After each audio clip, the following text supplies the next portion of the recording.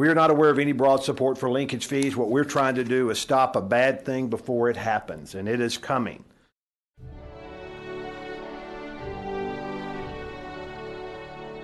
Linkage fees are essentially a tax that get added onto the cost of a home. And what it is in the name of affordable housing, some of the cities in California, as well as Massachusetts, Colorado, some of the northwestern states want to charge a fee per square foot on all new construction because they see a link between that new development and people not able to afford homes.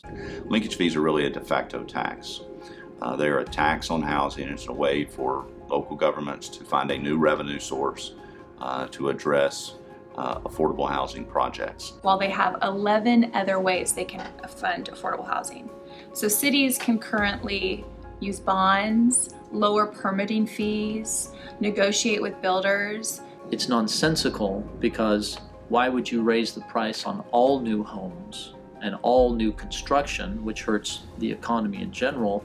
This would be a significant increase, even if it was $1 or $2 a foot. The Real Estate Center at A&M estimates that for every $1,000 you raise the price of housing in Texas, 20,000 Texans are priced out of the market for a first-time or entry-level home. So the $2 square foot fee that the city of Austin was initially talking about in an average house of 2,000 square feet, you're talking $4,000 a house cost increase that is going to get passed along to the home buyer. If cities abuse it, then we'll be back here in 2 years saying, you know what, it didn't work. But we want the ability. I think our experience has been a little bit different in terms of yours, in terms of waiting for the abuse to occur before we want to stop something. I think we can sort of see this one coming, and I think the author certainly does.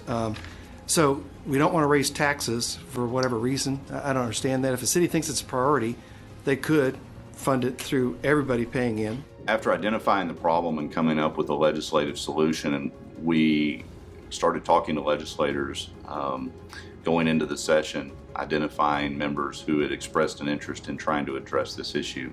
Representative Ron Simmons and Senator Jane Nelson both stepped up to the plate and really took an interest in trying to push legislation to outlaw these linkage fees. There was a lot of muscle on the other side on this bill. There's a lot of emotion around this because our districts are hurting. Yet he wants to tell Dallas what it can and cannot do in dealing with its homeless population. You don't vote on the taxes in Houston. The 140-day legislative process is interesting to say the least. Trying to get a bill through both chambers, through the dozens and dozens of steps the bill has to go through, has been described as trying to walk through a landmine, blindfolded and backwards. The cities and the Texas Municipal League that represents cities were very against the bill. Well, it's not just Austin, it's also Fort Worth, San Antonio, Corpus Christi, El Paso. Those cities are opposed to the bill. I'm not advised of all those cities. In addition to that, there are all sorts of procedural maneuvers that go on over in the Capitol. When the bill finally was set on the House floor, the second Representative Ron Simmons went up to lay out the bill and discuss what it does, what linkage fees are, why they're bad for Texas. Immediately, a representative was on the back mic and called a point of order.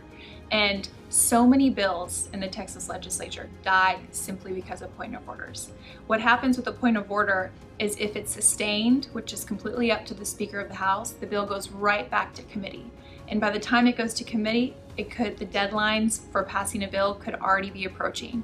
So you very rarely have a second chance on getting that bill moved. So not only was one point of order called, several were called. I raise a point of order against further consideration of House Bill 1449. I raise a point of order. Raise a point of order against further consideration of House Bill 1449. And remember, this is in May, so we were already at the very end of session. We needed this bill to move. There were times that we felt like we weren't going to be able to get to the next step. This bill prohibits linkage fees all over the state of Texas so that we don't go the way of such as California, where there are $60 per square foot linkage fees in some cities out there. On a 3,000 square foot home, that would be another $180,000 on a price of a home for a linkage fee.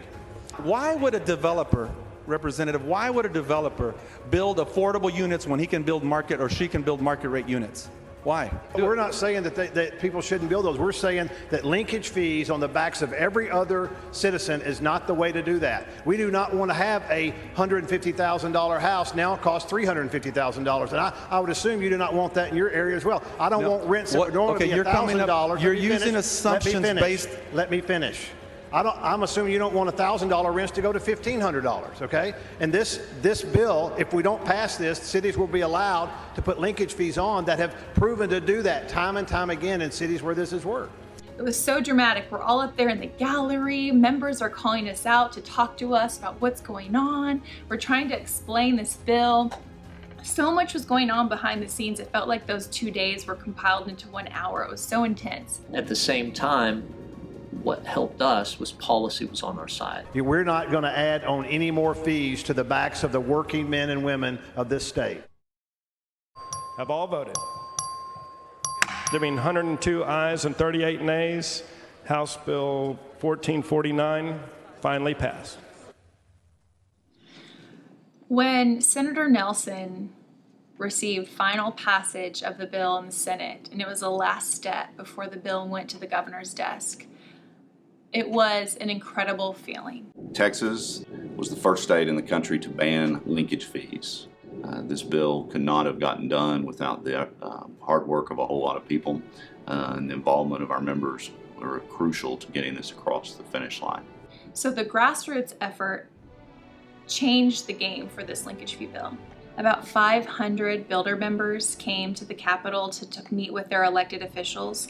When we would go and have our meetings with staff of these members, they would say, hey, I got a letter from, builder so-and-so from Lubbock and builder so-and-so from Houston. Essentially, we had all of our builders kind of with us at the Capitol every day. When I'm talking to friends or I meet people and they ask what I do and I tell them I'm a lobbyist, a lot of times they'll ask, well, for who do you lobby? And I'm always happy and proud to say I lobby for the home building industry because that really touches people on that very personal level. To do something that benefited directly the industry we represent and the communities that our builders represent was such an accomplishment. When I talk about what we've done this session to my friends and my family, it's something I'm especially proud of because they understand just how negative this could have been and appreciate the fact that TAB is out there making sure that these bad ideas don't pass into law.